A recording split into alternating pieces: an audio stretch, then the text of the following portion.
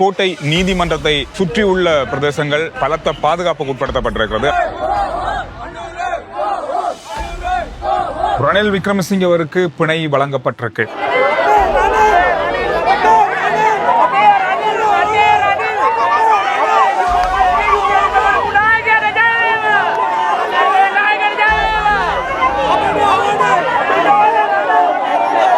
கிட்டத்தட்ட இன்றைக்கு 300க்கும் அதிகமான சட்டத்தரணிகள் நீதிமன்றத்துக்கு வந்திருந்ததாக சொல்லப்படுது ரணில் விக்ரமசிங்கே அவருக்கு ஆதரவாக.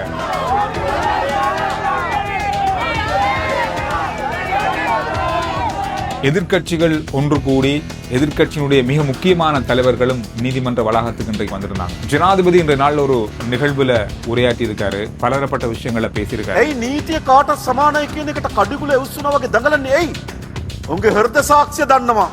උන් අපරාධකාරයෙක් බව.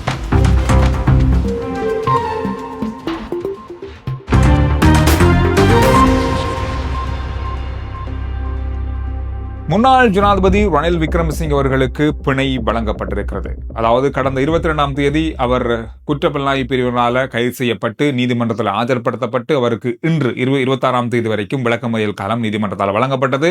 அவர் கொழும்பு தேசிய வைத்தியசாலையில இன்னும் சிகிச்சை பெற்று வராரு. இந்த அடிப்படையில் அவர் இன்றைய நாளில் கொழும்பு நீதிமன்றத்திற்கு ஆஜராக முடியாமல் போயிருந்தது. அவர் ஜூம் கால் மூலமாக வீடியோ கால் மூலமாக அவருடைய வாக்குமூலத்தை வழங்கியிருந்தார். இதன் அடிப்படையில் மிகப்பெரிய அளவான ஆதரவு போராட்டம் ஒன்று இன்றைய நாளில் அவருக்கு நீதிமன்ற வளாகத்தும் அல்ல நீதிமன்ற கட்டடத்தை அண்மித்த பகுதிகளில் மக்களுடைய ஒரு எதிர்ப்பு போராட்டம் அல்லது ஆதரவு போராட்டம் இடம்பெற்றிருந்தது. இந்த ஆதரவு போராட்டத்தில் ஏராளமான மக்கள் கலந்து கொண்டிருந்தாங்க. நிறைய விஷயங்கள் இதுல கோஷங்களாக எழுப்பப்பட்டிருந்தது. சில ஊடகங்களுக்கு எதிரான கோஷங்கள், சில அரசியல்வாதிகளுக்கு எதிரான கோஷங்கள், அரசாங்கத்துக்கு எதிரான பல கோஷங்கள்.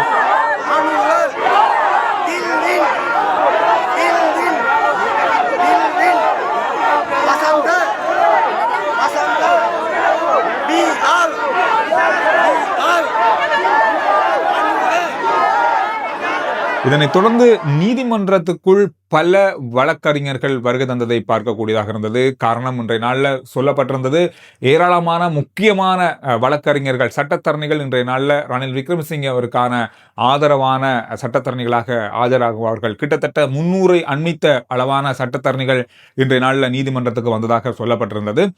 ஆரம்பத்தில் ரணில் விக்ரமசிங்கே அவருக்கு பிணை வழங்குறதுல அரசு தரப்பு பெரியளவான உடன்பாடு இருக்கல. காரணம், அவருக்கு விளக்கமறியல் காலம் இன்னும் வேண்டும் அப்படின்ற ஒரு கோரிக்கை முன்வைக்கப்பட்டது, கடுமையாக எதிர்க்கப்பட்டது. ஆனாலும் கூட ரணில் விக்ரமசிங்கே அவருடைய சட்டத்தரணிகள் சொன்ன மிக முக்கியமான காரணங்கள் அவர்களுடைய உடல்நலம் மிக மோசமாக பாதிக்கப்பட்டிருக்கிறது. அவர் பலதரப்பட்ட நோய்களால அவதியுறாரு. அதனால அவருக்கு இன்னும் சிகிச்சை அளிக்க வேண்டிய நிலையும் இருக்கு. அதனால அவருடைய உடல்நலம் கருதி அவருக்கு இந்த அடிப்படையிலாவது அவருக்கு பிணை வழங்கப்பட வேண்டும் என்ற கோரிக்கை முன்வைக்கப்பட்டது. அந்த அடிப்படையில அந்த விஷயத்தை பரிசீலித்த நீதிமன்றம் அவருக்கு பிணை வழங்கியிருக்காங்க. வருகின்ற அக்டோபர் மாதம் 29ஆம் தேதி மீண்டும் இந்த வழக்கு விசாரணைக்கு வருது. அவருக்கு என்னென்ன நோய்கள் ஏற்பட்டிருக்கிறது, அவர் என்னென்ன நோய்களால பாதிக்கப்பட்டிருக்கார் அப்படின்ற பெரிய ஒரு பட்டியலை இன்றைய நாளில் ரணில் விக்ரமசிங்கே அவருடைய சட்டத்தரணி குறிப்பிட்டிருந்தார். பார்க்கும்போது ஆச்சரியமாகவும், என்னடா இவ்வளவு நோயால ஒருத்தர் பாதிக்கப்பட்டு இந்த வயசுலையும் அரசியல் செய்கிறாரா அப்படின்ற மாதிரி எண்ண தோணுது. அந்த அளவுக்கு பெரிய ஒரு பட்டியல். இதயத்தில் இருக்கிற 4 முக்கிய குழாய்கள்ல 3 அடைபட்டிருக்கு. 100% ஒரு குழாய் அடைபட்டிருக்கு. இது இருதயத்துக்கு அருகில இருக்கிறதால அதை சத்திர சிகிச்சை செய்ய முடியாது.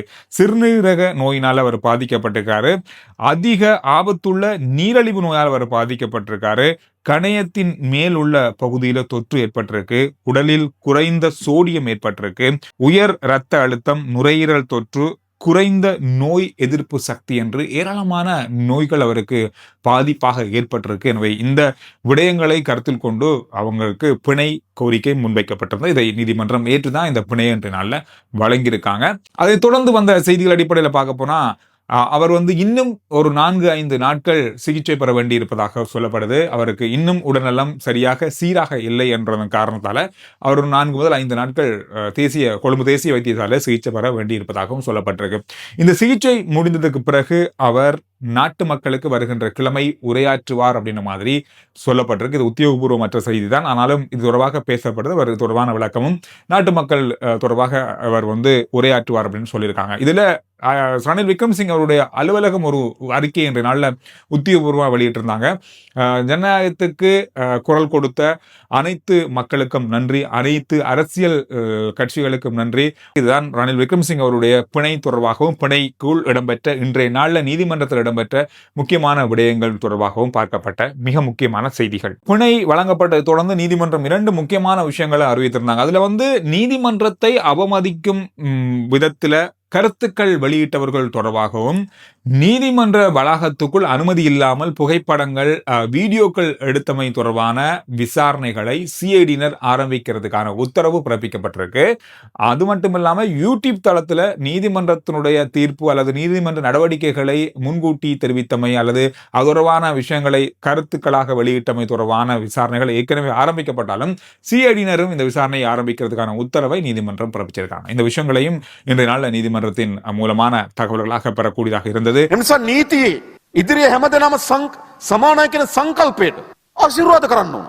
ඔබ කලබල වෙන්නේ ඔහු දන්න ඔහු අපරාධකාරී. ஜனாதிபதி அன்றகுமார் திசாநாயக்க அவர்கள் ஒரு நிகழ்வில் உரையாற்றிருந்தார். இதுல அவர் சொன்ன பல விஷயங்கள் இன்றைய நாள்ல செய்திகளாக வெளிவந்திருக்கிறது. குறிப்பா சட்டம் அனைவருக்கும் சமமானது, குற்றவாளிகள் கடுமையாக தண்டிக்கப்படுவார்கள் அப்படின்றத இன்றைய நாளையும் உறுதிப்படுத்தியிருக்காரு.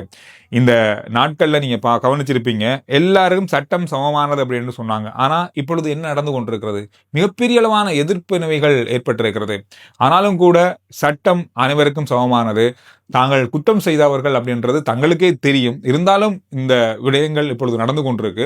எது எப்படி இருந்தாலும் சட்டம் தன்னுடைய வேலையை செய்யும் அப்படின்ற உறுதிமொழி அவர் 2 நாளில் வழங்கியிருந்தார். இது மட்டுமில்லாமல் வருகின்ற செப்டம்பர் மாதம் சட்டம் நிறைவேற்றப்பட போகிறது, புதிய சட்டம் நிறைவேற்றப்பட போகுது. இந்த சட்டம் நிறைவேற்றப்பட்டதை தொடர்ந்து முன்னாள் ஜனாதிபதிகளுக்கு வழங்கப்பட்டிருக்கின்ற சலுகைகள், வீடுகள் எல்லாமே அரசாங்கத்தினுடைய கட்டுப்பாட்டுக்குள் கொண்டு வரப்படும் அப்படின்றதையும் உறுதியளிச்சிருந்தார். இன்றைய நாளில் அவர் இது தொடர்பான வெளிப்படையான கருத்துக்களை சொல்லாவிட்டாலும் அவர் என்ன நடக்கும், என்ன நடக்க போகுது, என்ன நடந்து கொண்டிருக்கு அப்படின்றத சொல்லியிருந்தார். எனவே இந்த விஷயங்கள் தான் இன்றைய நாளில் பார்க்கப்பட்ட மிக மிக முக்கியமான செய்திகள். RG Chandru report YouTube channel, Facebook page, WhatsApp channel எல்லாத்தையும் போல பண்ணுங்க. அடுத்த வீடியோவில் நான் உங்களை சந்திக்கிறேன்.